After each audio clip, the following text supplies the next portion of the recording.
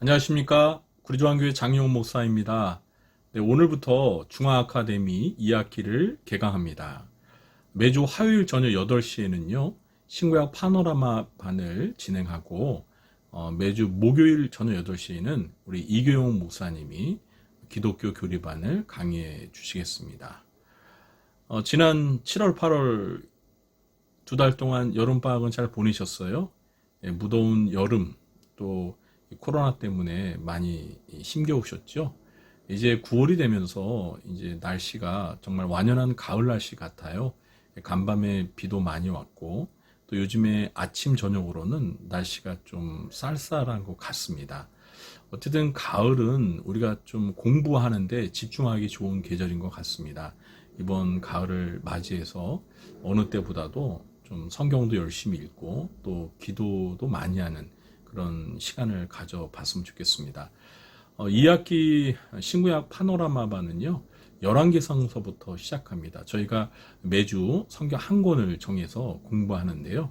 우리 성도님께서 오늘은 첫 시간이라서 아마 예습을 못 해오셨을 텐데, 앞으로는 진도에 맞춰서 미리 공부할 성경을 한번 쭉 읽어보셨으면 좋겠어요. 오늘은 성경을 읽어오지는 못하셨을 테니까 저랑 같이 공부해 보시고 공부하고 난 다음에 한번 열왕기상을 직접 1장부터 22장까지 읽어보셨으면 좋겠습니다. 제가 준비한 강의안을 보여드리면서 제가 강의를 진행하도록 하겠습니다. 네, 강의안 화면에 보이시죠? 네, 제가 2학기에는 이 강의를 진행하는 이 프로그램을 좀 1학기와 달리 다른 프로그램을 사용하고 있습니다. 그래서 아마 화면이 좀 더 크고 또 선명하고 밝게 잘 보이실 거예요. 대신에 아마 제 얼굴이 굉장히 작게 보일 겁니다. 아마 작은 원으로 이렇게 보일 텐데요. 제가 이렇게 옮겨 보겠습니다. 네, 원래 자리에 놓고. 제 얼굴이 작게 보이는 거는 저는 좋습니다. 그러나 아마 목소리는요, 아마 선명하고 크게 잘 들릴 거예요. 좀 더 좋은 프로그램을 사용하기 때문에 강의를 진행하는데 환경은 좋아진 것 같습니다. 네. 이제 그러면 본격적으로 강의 내용에 들어가도록 하겠습니다. 오늘은 제12강 열왕기 상인데요. 먼저 책명에 대해서 살펴보겠습니다. 이 열왕기 상은 열왕기 하도 있죠. 그래서 우리가 지금 사용하고 있는 개역 개정 성경에서는 이 열왕기 상, 열왕기 하가 서로 이렇게 나눠져 있습니다. 그런데 이스라엘 사람들이 사용하는 그 언어, 히브리어로 된 구약 성경에는요, 본래 열왕기가 한 권으로 되어 있었습니다. 그런데 이 히브리어로 된 구약 성경을 옛날에 헬라어로 번역을 했었거든요. 이 헬라어로 번역한 성경을 70인경이라고 합니다. 70인이 번역을 했다고 해서 70인경이라고 하는데, 여기에서 열왕기를 상과 하로 이렇게 두 권으로 분리했어요. 그래서 이제 그 이후에 뭐 영어 성경도 그렇고 또 우리 한글 성경도 열왕기가 이렇게 상과 하로 두 권으로 분리되어 있는데, 원래는 한 권이었다. 한 권으로 된 성경이었다. 이렇게 이해하시면 되겠습니다. 뭐 열왕기뿐만 아니라 사무엘 상하도 한 권이었고요. 또 저희가 이제 두 주 후에 배우게 될 역대 상하도 본래는 역대기로 한 권이었습니다. 우리말 그 한자로 열왕기를 보면은요, 뜻이 왕들의 이야기를 나열한 책입니다. 일종의 왕조실록이라고 할 수 있겠습니다. 그래서 영어로는요, The Book of the Kings, 왕들의 책 이렇게 번역이 됩니다. 열왕기의 저자에 대해서 알아보겠는데요. 이 열왕기서 자체에서는 누가 저자인지를 밝히고 있지 않습니다. 그런데 이스라엘의 탈무드라는 게 있죠. 이 탈무드에는 오래전부터 예레미야 선지자가 이 열왕기의 저자라고 그렇게 전해져 오고 있습니다. 그런데 이게 확실한지는 모르겠어요. 학자들 가운데는 예레미야가 저자가 아니다라고 주장하는 학자들도 있어요. 그러니까 확실하지 않습니다. 그러나 이스라엘 역사에 전통적으로는 예레미야가 열왕기서의 저자라고 그렇게 전해져 오고 있습니다. 참고로만 알고 계시면 될 것 같아요. 세 번째는 저자 연대에 대해서 알아보겠는데요. 이 열왕기가 기록된 연대는 바벨론 포로기 이후부터 제1차 포로기한 이전 그 사이에 기록이 되지 않았을까 그렇게 학자들은 추정하고 있습니다. 근데 연대로 보면은요, BC 561년부터 537년 요 사이에 기록되지 않았을까 그렇게 보고 있습니다. 이제 내용 연대는요, 이제 이건 세 번째는 저당 연대고, 그러니까 기록 연대고, 네 번째는 내용 연대예요. 그러니까 열왕기에서 다루고 있는 그 이스라엘 역사의 그 내용에 해당되는 연대는 BC 970년에서 560년으로 보고 있습니다. 열왕기 상은 BC 970에서 840년으로, 열왕기 하는 BC 853년에서 560년 요 사이의 역사를 다루고 있다. 이렇게 이해하시면 되겠습니다. 다섯 번째는 이제 중요한 기록 목적에 대해서 살펴보겠는데요. 왜 열왕기를 기록했을까? 그 이유는 이제 열왕기가 기록된 시기가 이스라엘 백성들이 나라가 망해서 이제 그 이방 제국에 포로로 끌려왔을 때 기록했잖아요. 그러면 이 열왕기를 왜 기록했을까요? 이 포로로 끌려온 후손들이 생각할 때 왜 우리나라가 망해서 이렇게 이방 나라에 포로로 끌려왔을까?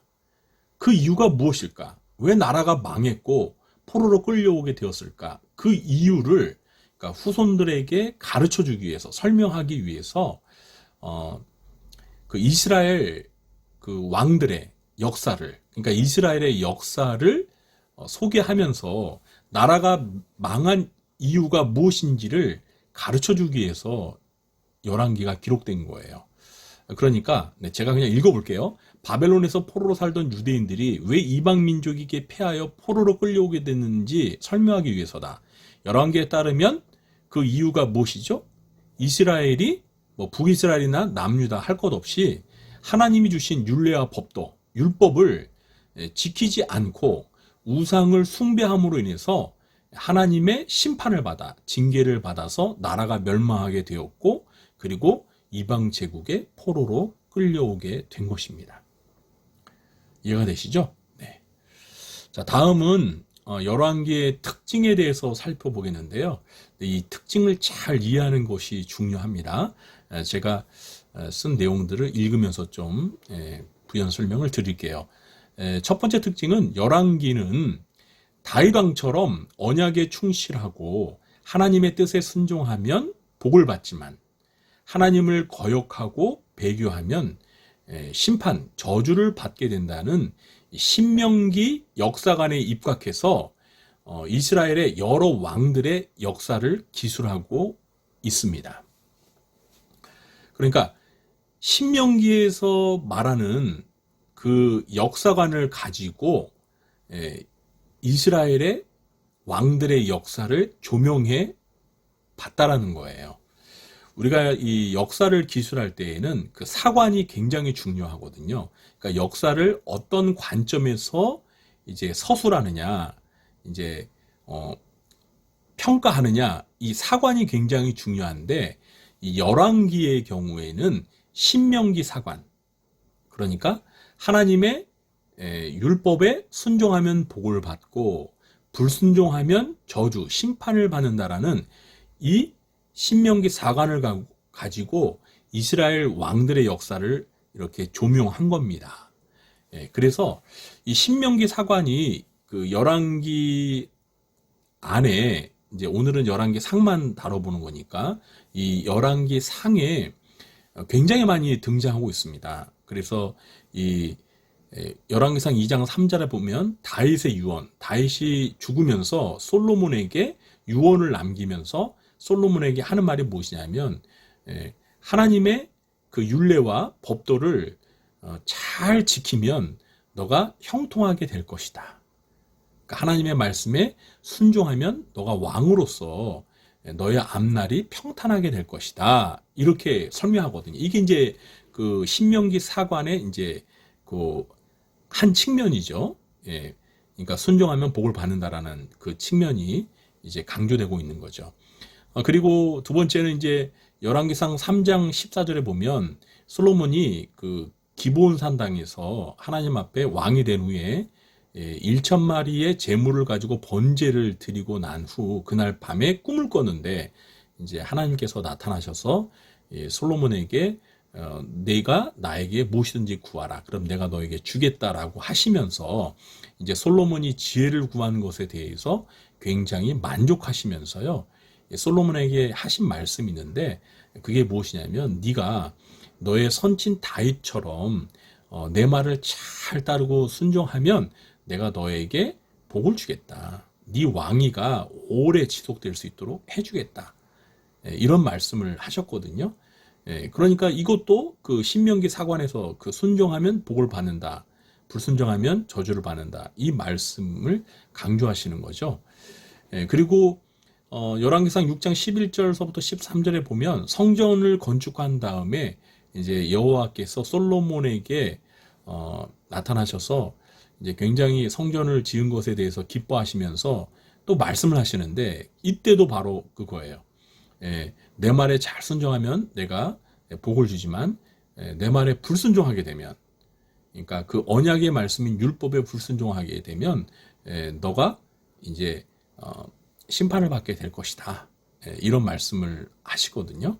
그리고 네 번째 성전 봉헌신 때 솔로몬의 기도에 응답하시면서 여호와께서 말씀하실 때도 역시 이런 취지의 말씀, 이 신명기에서 말하고 있는 순종하면 복 받고 불순종하면 저주와 심판을 받는다는 그 취지의 말씀을 또 강조하세요. 그리고 다섯 번째로 열왕기상 11장 9절서부터 11절에 보면 솔로몬이 이제 타락을 해서 우상을 숭배하잖아요. 이때 여호와 하나님께서 이제 진노하시면서 내가 누차 너에게 말을 했는데 네가 내 말에 불순종해서 우상을 숭배하였기에 너의 나라가 둘로 나눠지게 될 것이다. 불순종했기 때문에 심판을 받아서 나라가 둘로 쪼개질 것이다 라는 그러한 말씀을 하십니다.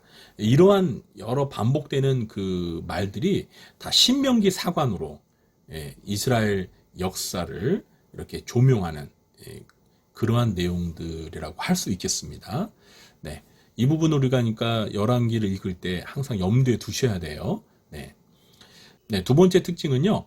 열왕기상은 다윗의 후계자요 통일왕국의 마지막 왕인 솔로몬의 행적에서 시작해서 아시아의 통치리까지 대략 BC 970년서부터 840년 사이에 130년간의 역사를 기록하고 있습니다. 그래서 여기 보시면은요 그랜드 성경에서 만든 도표를 제가 그대로 실었는데요. 여기 보시면 이제 열왕기 상은 전체가 22장이에요. 근데 이제 크게 두 부분으로 나눌 수 있습니다. 그래서 첫 번째 부분은 1장서부터 11장까지, 그리고 두 번째 부분은 12장서부터 22장까지인데요. 이 1장서부터 11장 첫 부분은 솔로몬 왕이 다스리던 약 40년의 역사를 기록하고 있습니다. 다윗 왕을 이어서 이제 솔로몬이 이스라엘의 3대 왕으로 세 번째 왕으로 등극하면서 그야말로 이스라엘은 아주 최전성기를 구가하게 됩니다. 사실 이제 선지 다윗 왕이 전쟁을 많이 벌이면서 영토도 많이 확장하고 나라의 기틀을 아주 든든하게 세웠죠. 그리고 이제 솔로몬이 왕이 되면서 하나님 앞에 지혜를 구하고 그것을 하나님이 기쁘게 보시면서 솔로몬에게 부와 또 명예를 주시면서 이스라엘 나라가 아주 번영하게 돼요. 그래서 주변 국가들이 이제 이스라엘을 이렇게 섬기는, 이렇게 조공을 바치면서 이스라엘을 섬길 정도로 그렇게 이스라엘이 아주 강력한 국가로 우뚝 서게 됩니다. 그리고 무엇보다도 또 솔로몬 왕 때 그 다윗이 그렇게 염원했던 여호와의 성전을 예루살렘에 건축하게 되잖아요.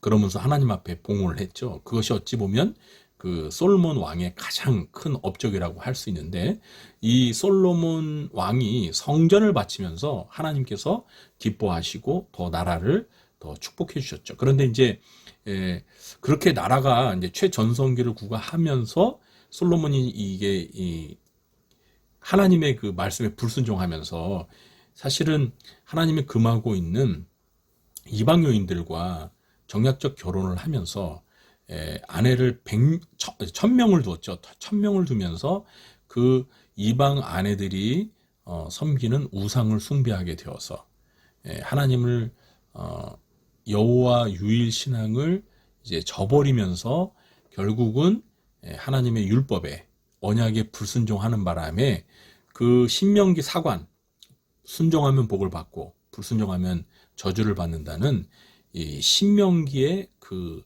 사관에 따라서 솔로몬이 타락함으로 인해서 나라가 어떻게 됩니까? 이제 기울어지기 시작하는 거예요. 그것이 바로 이제 이스라엘 나라가 둘로 분열되는 결과를 초래하게 됩니다. 그래서 12장서부터는 이제 북이스라엘과 남유다로 이렇게 분열되는 그 역사를 기록하고 있어요. 그래서 솔로몬이 죽고 난 다음에 그 솔로몬의 아들인 르호보암 때 나라가 둘로 나뉘어지는데, 북쪽은 여로보암이 이제 다스리게 되고 남쪽은 솔로몬의 아들 르호보암이 다스리게 되는데, 이제 북이스라엘 10지파와 남 유다와 베냐민 두 지파가 나눠지면서 이렇게 그 분열 왕국이 시작하게 됩니다. 그래서 여기 보시면은요, 표에 잘 나타나 있죠. 네, 그래서 여러분들이 보시면 아마 이해하실 거예요. 자, 세 번째로 열왕기를 저술하는데 세 개의 주요한 역사 자료들이 사용되었습니다. 그래서 솔로몬의 사적에 관한 책, 솔로몬 왕에 대한 역사 기록을 기록한 책을 또 참고했고, 또 이스라엘 왕들의 연대기, 그러니까 북이스라엘 역사겠죠. 북이스라엘의 왕들의 역사를 기록한 연대기와 그리고 유다 왕들의 연대기. 그러니까 나라가 이렇게 둘로 나눠졌으니까 그 역사도 서로 따로 기록했겠죠. 그래서 이 포로기 때 이 북이스라엘 왕들의 역사를 기록한 책과 또 남유다 왕국의 왕들의 역사를 기록한 이 책을, 그리고 솔로몬 왕에 대한 역사 기록을 이렇게 함께 종합해 가지고 참고해서 열왕기를 이제 역사를 기술한 겁니다. 이해가 되시죠? 네. 네 번째로 여호와께 지혜를 구하며 여호와의 성전을 건축하고 봉헌하며 기도하는 솔로몬의 경건한 신앙적인 모습과 이방 여인들을 따라 우상을 숭배하고 타락하는 모습이 극명하게 대조된다. 그렇습니다. 아까 제가 이 도표에서 설명한 것처럼 이 열왕기의 그 첫 번째 부분은 1장서부터 11장까지는 솔로몬 그 왕이 나라를 다스렸던 그때 역사를 기록했는데, 참 솔로몬이 시작은 너무 좋았어요. 시작은 참 좋았습니다. 그러니까 하나님 보시기에 솔로몬이 정말 그 다윗왕, 선치 다윗왕의 그 마음을 이제 본받아서 하나님을 잘 섬겼거든요. 그리고 정말 여호와의 성전도 건축해 가지고 하나님한테 봉헌했고, 여러분, 그리고 그 솔로몬이 그 여호와의 성전을 봉헌식 하면서 드렸던 기도 한번 여러분 한번 읽어보세요. 정말 성경 전체를 통해서 가장 감동적이고 가장 이상적인 기도 중에 하나가 그 성전 봉헌식 때 솔로몬이 하나님 앞에 드린 기도예요. 네, 그런 왕이었어요. 정말 그래서 하나님께서 복도 많이 주셨죠. 그런데 그만 결혼을 잘못해가지고 아내를 잘못 맞이하는 바람에 결국엔 하나님을 버리고 우상을 숭배해서 타락하게 되면서 나라가 둘로 쪼개지고 마는 이런 불행의 역사를 또 솔로몬이 또 만들게 된 거죠. 그러니까 이스라엘의 가장 찬란한 역사와, 그죠? 최고점, 완전히 방점을 딱 찍었잖아요. 그런데 그만 솔로몬이 타락하는 바람에 이스라엘 그 나라의 역사가 이제 기울어지기 시작하면서 나라가 둘로 쪼개지는 이런 불행한 역사로 접어들게 된 그 원인을 제공한 왕이 솔로몬이에요. 참 너무 안타까워요. 물론 이제 솔로몬이 나중에 이 전도서를 쓰면서 회개를 했죠. 그런데 참 그런 타락하지만 않았더라면 얼마나 좋았을까. 그럼 정말 그 아버지 다윗만큼 이스라엘 역사에서 정말 길이 기억될 수 있는 정말 훌륭한 선한 왕으로 그렇게 기억이 됐을 텐데 참 안타깝습니다.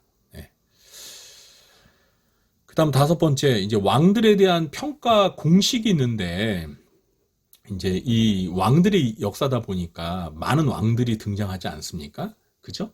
그런데 이 열왕기를 보면은요, 이 열왕기를 기록한 그 저자가 북이스라엘이든 남유다든 그 왕들에 대해서 이제 평가를 하는데, 우리가 보통 이제 왕들을 평가할 때는 어떤 왕이 어떤 업적을 남겼느냐, 그 왕이 한 일에 대해서 이렇게 평가를 하는 경우가 많죠. 우리가 상식적으로 생각하면.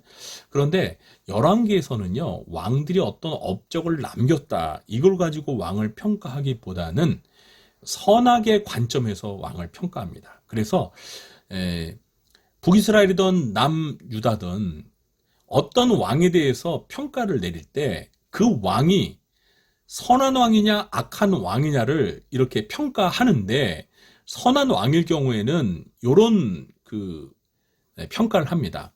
그러니까 어떤 왕이 그의 조상 다윗같이 여호와 보시기에 정직하게 행했다, 이런 평가를 하면 그 왕은 하나님 앞에서 이제 선한 왕으로서 긍정적인 평가를 받은 거예요.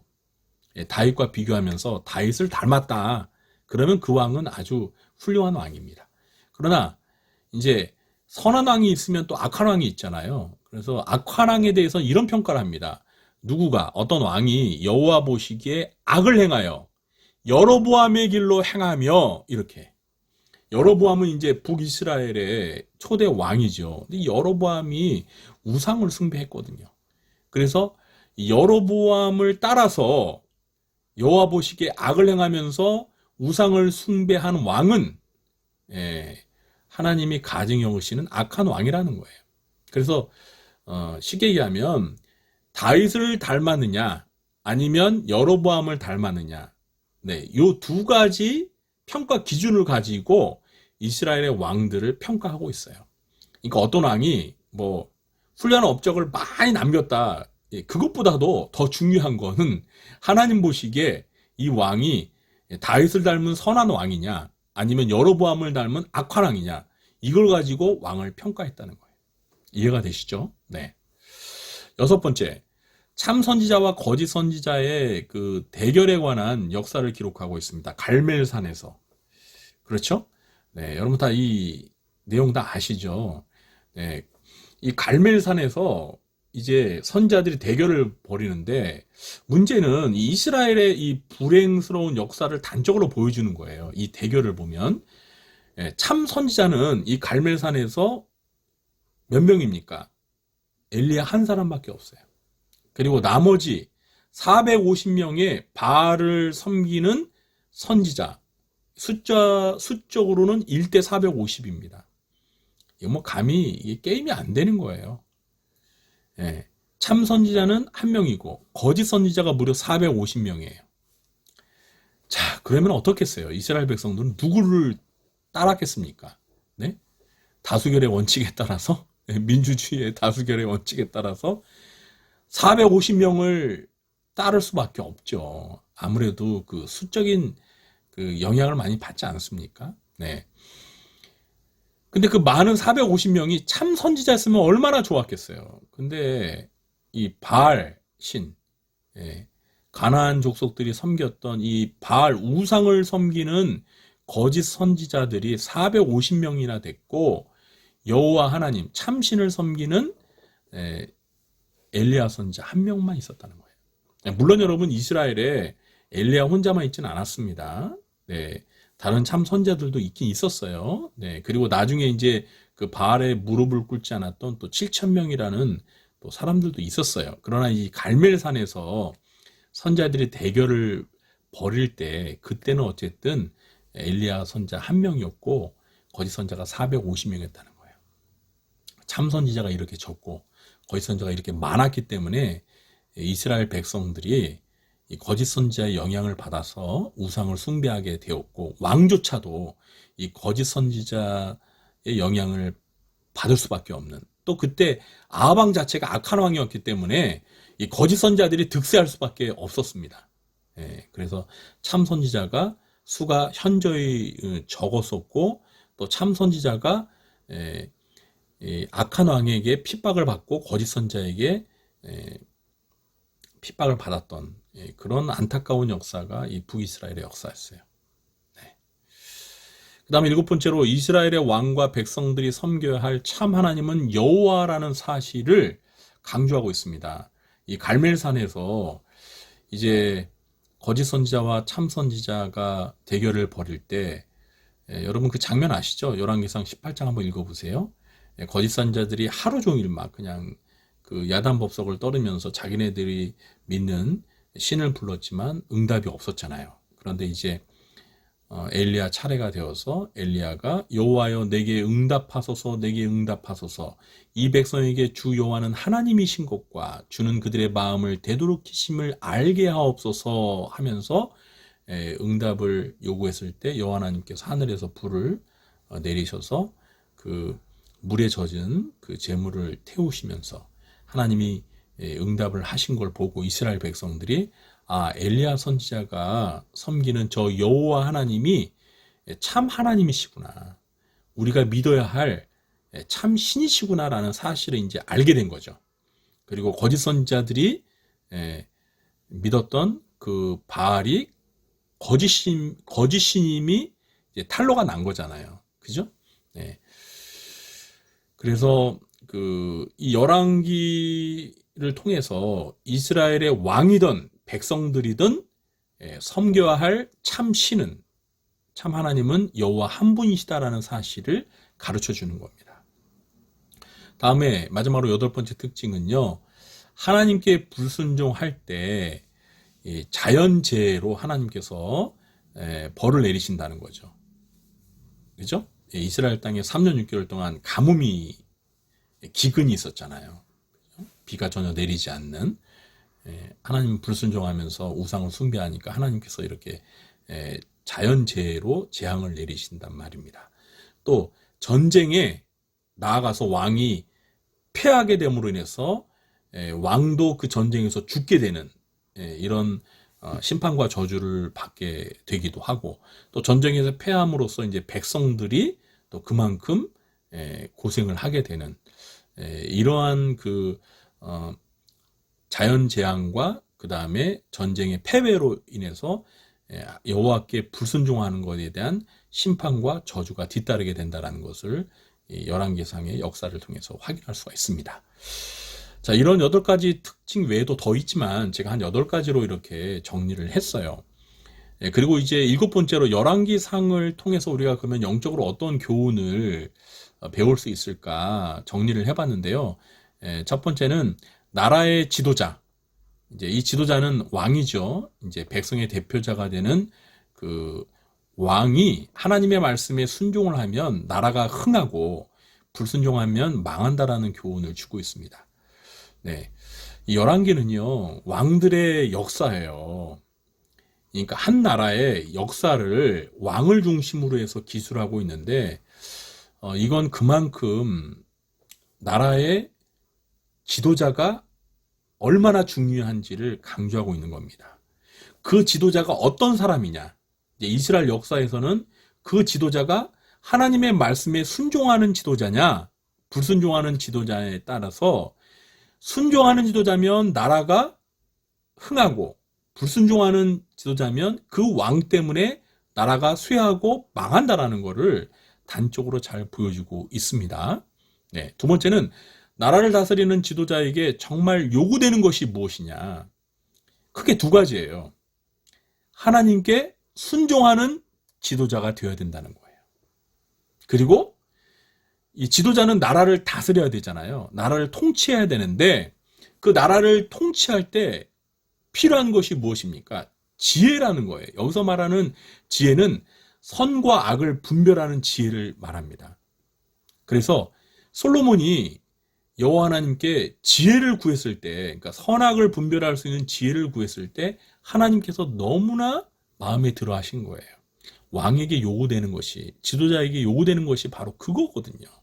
그러니까 솔로몬이 뭐 부를 구하지도 않았고, 또 명예를 구하지도 않았고, 장수도 구하지도 않았고, 여기서 말하는 장수는 싸움을 잘하는 그 장수가 아니라 오래 사는 그 장수를 구하지도 않았고, 정말 왕으로서 갖춰야 할 가장 큰 덕목인 선악을 분별하는 지혜를 구했기 때문에 하나님께서 기뻐하시고 솔로몬이 구한 지혜를 주셨잖아요. 그리고 지혜뿐만 아니라 부와 명예와 그리고 장수의 복도 주신 거죠. 덤으로 주신 거죠. 그래서 이것은 정말 오늘날 우리나라의 그 지도자를 선출하는 데 있어서도 이게 굉장히 중요해요. 그래서 우리가 크리스찬일 때 크리스찬들은 정말 우리나라의 지도자를 선출할 때 기왕이면 하나님을 경외하는 지도자를 뽑아야죠. 물론 하나님을 경외하는 지도자를 다 뽑았다고 해서, 그러니까 크리스찬 지도자를 뽑았다고 해서 다 잘 된 건 아니었어요. 그렇죠. 우리나라 이제 역사를 돌아보면 기독교인 대통령이라 할지라도 불의한 짓을 한 경우가 많습니다. 그래서 사실 국민들이 얼마나 많이 실망을 했습니까? 그러나 그래도 어쨌든 하나님을 믿는 지도자가 나라의 지도자가 되는 것이 사실은 소망이 있는 거죠. 그러면서 하나님 말씀에 순종하고, 그리고 하나님이 원하시는 그 공의에 따라서, 그죠? 선과 악을 분별하여서 선을 행하는 그런 지도자가 될 수 있어야 된다는 거죠. 그런 지혜를 가진 지도자면은 정말 금상첨화라는 것을 이제 열왕기서를 통해서 확인할 수 있습니다. 세 번째 교훈은 솔로몬이 타락한 원인은 여호와께서 그만 우상을 숭배하는 이방 여인들과의 불신앙적인 결혼 때문이었다라는 것입니다. 네, 그렇습니다. 열왕기상 11장 1절 2절을 보면 여호와 하나님께서 솔로몬에게 말씀하시거든요. 내가 그렇게 이방 여인들과 결혼하지 말라고 했는데, 이방 여인들과 결혼하게 되면 그 이방 여인들이 믿는 그 우상을 숭배하게 되는 그런 나쁜 영향을 받기 때문에 그걸 금했는데, 그걸 어기고 이방 여인을 아내로 맞이하는 바람에 이렇게 우상 숭배의 죄를 범하게 되었다라고 하나님이 이제 책망하시거든요. 그래서 솔로몬이 타락하게 된 결정적인 원인은 결혼에 실패했기 때문이다. 1000명의 부인을 두면서 그 1000명의 부인들이 다 하나님을 안 믿는 불신앙을 가진 부인들이었다는 거예요. 그래서 여러분, 우리가 참 이 자녀 결혼 잘 시켜야 됩니다. 믿음 있는 사람을 배우자로 맞이해야, 그래도 정말 신앙으로 결혼해서 신앙적인 가정을 이루기가 힘든데, 믿음이 없으니 이게 무슨 기대와 희망을 갖겠어요. 그래서 참 결혼을 잘해야 됩니다. 신앙 안에서 이렇게 결혼을 해야 된다는 거. 그러니까 신앙 안에서 결혼하지 않은 경우에 얼마나 불행해질 수 있는지를 단적으로 보여주는 거죠. 자, 네 번째, 타락한 국가의 지도자와 백성들을 일깨우는 선지자적인 외침이 중요하다는 거. 이스라엘의 그 역사를 보면 특히 이제 열왕기상에서 이 악한 왕들이 나라를 이끌어갈 때, 특히 이제 북이스라엘의 대표적인 왕이 아합 왕이잖아요. 이 아합 왕 때 정말 거짓 선자들도 많았지만 이 악한 왕 아합을 향해서 선자적인 외침을 그러니까 외쳤던 엘리야라는 선자가 있었잖아요. 그렇죠? 네. 그러니까 시대가 암울했지만 그래도 하나님의 선지자 한 사람이 있음으로 인해서 그가 왕에게 또 백성들에게 하나님의 말씀을 대언하고 진리의 외침을 해 주었기 때문에, 물론 이제 그것이 사실은 영향력은 미미했지만 이렇게 악한 세대에 그 악한 세대를 향해서 올바르게 외칠 수 있는 선지자적인 역할을 해줄 하나님의 사람들이 있어야 된다는 거예요. 오늘날 우리 시대에 그 역할을 교회가 해야 되고 또 우리 신자들이 해야 되는데 정말 이 어려운 시대에 교회와 신자들이 그 역할을 제대로 하고 있습니까? 세상에 소금이 돼야 되고 빛이 돼야 되는데 그 역할을 제대로 못하고 있지 않습니까? 네. 우리 신자들이 그 역할을 제대로 하면 나라가 이제 바로 서는 거고, 그렇지 못하면 나라가 정말 어려워지는 거예요. 그러니까 우리 기독교인들이 깨어 있어야 됩니다. 물론 목사서부터, 우리 영적인 지도자들부터 먼저 깨어 있어야 되겠죠. 네. 또 우리 성도들도 마찬가지입니다. 깨어 있어야 돼요. 그러니까 나라를 위해서 정말 깨어서 나라가 바로 설 수 있도록 기도하면서 우리가 각자 맡은 그 역할에 최선을 다해야 돼요. 사회에서 우리가 있는 그곳에서 정말 선한 영향을 끼치면서 세상이 변화될 수 있도록 그렇게 노력을 해야 됩니다. 기도만 하면 되는 게 아니라 우리가 구체적으로 삶에서 그런 구별된 삶을 살아가야 돼요. 그렇지 못할 때 정말 희망이 없습니다. 그 다음 5번째로 악한 세대와 환란의 시대 가운데서도 하나님은 자기 백성을 먹이시고 위로하시고 보호하신다. 네. 정말 그 북이스라엘이 얼마나 아방 시대 때 참 나라가 정말 어려웠습니까? 그죠? 지도자가 악하고 타락하고 그리고 거짓 선자들도 그렇게 많았고 거기다가 하나님께서 이 기근, 가뭄이라는 재앙까지 내리셨잖아요. 그러니까 정말 그 어려운 그런 시대였는데 하나님께서는 그런 시대 가운데서도 하나님의 백성들, 그렇죠? 그러니까 엘리야 선지자나 또는 그 사렙다 과부, 하나님의 사람들을 하나님께서 먹이시고 또 보호하시고 또 힘들 때 또 까마귀나 천사를 보내셔서 위로하시고. 그래서 여러분, 우리가 아무리 어려운 시대를 살더라도 하나님께서는 그 시대에 하나님의 백성들에게 하나님께서 눈동자처럼 하나님의 백성들을 눈여겨보시면서요, 하나님 백성들을 지키시고 보호하세요. 물론 어려운 시대이기 때문에 이 어려움에서 완전히 벗어날 수는 없죠. 시대 자체가 그 악하고 타락하고 어둡기 때문에. 그렇지만 그 가운데서도 하나님의 보호하심과 하나님의 위로하심과 함께하심이 있다라는 사실을 우리가 기억하는 게 굉장히 중요합니다. 네.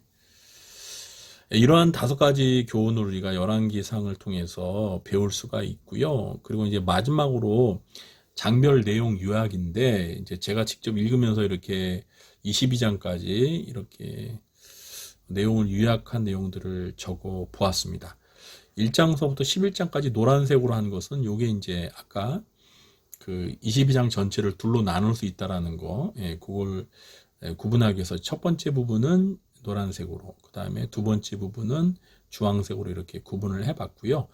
여기 이제 각 장의 내용을 요약해서 정리해 놨는데, 특히 이제 우리 성도님이 보실 때, 제가 여기에 이제 그 북이스라엘의 왕들은 빨간색으로, 그리고 남유다 왕들은 이렇게 파란색으로 제가 구분을 했습니다. 그래가지고 앞에 숫자를 이렇게 표시를 했어요. 그래서 요 빨간 건 북이스라엘의 왕들이죠. 그래서 북이스라엘의 첫 번째 왕은 여로보암, 두 번째는 나답, 세 번째 왕은 바아사, 네 번째는 엘라, 5번째 왕은 시므리, 6번째는 오므리, 7번째는 아합, 그리고 8번째 왕은 아하시아, 이렇게 구분을 했고요. 그 다음에 이제 남유다 왕은 이제 첫 번째는 르호보암, 두 번째 아비암, 세 번째 아사, 그 다음에 네 번째 여호사밧까지 이렇게 열왕기 상에서 다루고 있어요. 각 장의 내용들은 여러분들께서 직접 한번 읽어 보시면 좋을 것 같아요. 네, 제가 각 장의 내용을 세부적으로 자세하게 설명하지는 않겠습니다. 그냥 전체적인 순만 알려드렸고요. 자세한 내용들은 여러분이 직접 읽으시면서 한번 확인해 보시기 바랍니다. 열왕기상을 이해하는 데 있어서 제가 말씀드린 이런 여러 가지 특징들을 염두에 두시고, 그리고 열왕기상을 통해서 우리가 배울 수 있는 크게 5가지 이런 교훈들을 우리가 마음속에 좀 새겼으면 좋겠습니다. 어쨌든 이스라엘의 역사들을 우리가 공부하면서 우리는 오늘 우리 시대에 우리나라의 역사를 한번 이렇게 비추어 봤으면 좋겠습니다. 이해가 되시죠? 우리 대한민국의 지난 과거의 역사, 그러니까 대한민국의 지난 과거의 지도자들, 그리고 우리 백성들이 하나님 앞에서 어떠했는가, 이런 것들을 한번 이스라엘 역사와 이렇게 견주어서 한번 살펴보면 좋을 것 같아요. 우리나라의 역사와 이스라엘 역사는 좀 비슷한 면이 있습니다. 이스라엘도 나라가 둘로 북과 남으로 이렇게 나누어졌잖아요. 우리나라도 같은 민족인데 북과 남으로 이렇게 나눠져 있죠. 예, 분단도 있지 않았습니까? 좀 유사한 면이 있어요. 그런데 이제 우리 대한민국은 어떤지, 북이스라엘이 사실 남유다보다는 더 악했는데, 우리나라도 이제 북이 공산주의로 김일성, 김정일, 김정은 그 세습, 그 인간을 이제 신처럼 떠받드는 그러한 죄를 범하고 있지 않습니까? 근데 이제 우리 대한민국, 남한도 마찬가지죠. 남한은 그래도 신앙의 자유가 주어졌지만 이제 물질적인 어떤 그런 만모니즘, 배금 사상에 이렇게 물들어 있어서 물질이 우상이 되고, 그렇죠?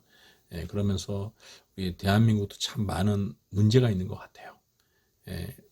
어쨌든 큰 이념 대립으로 인해서 또 하나가 되지 못하고 국론이 분열되는. 그리고 이제 내년에 이제 대통령 또 선거를 앞두고 또 총선도 이렇게 이어져 있는 중요한 시기를 우리가 살고 있습니다.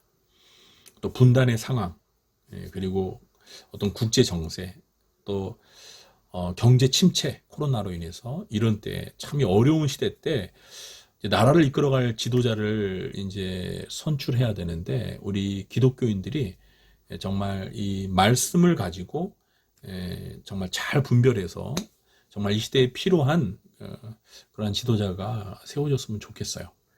우리 기독교인들은 어쨌든 성경적인 관점에서 나라를 바라보고 지도자를 바라보고 또 우리 국민들이 어떻게 해야 될지, 우리 역할, 크리스찬들의 역할, 이런 것들을 바라보면서 이 나라가 망하지 않고 흥할 수 있도록 정말 기도를 많이 해야 됩니다. 그리고 우리 그리스도인들이 정말 하나님의 말씀대로 순종하면서 살아가야 돼요.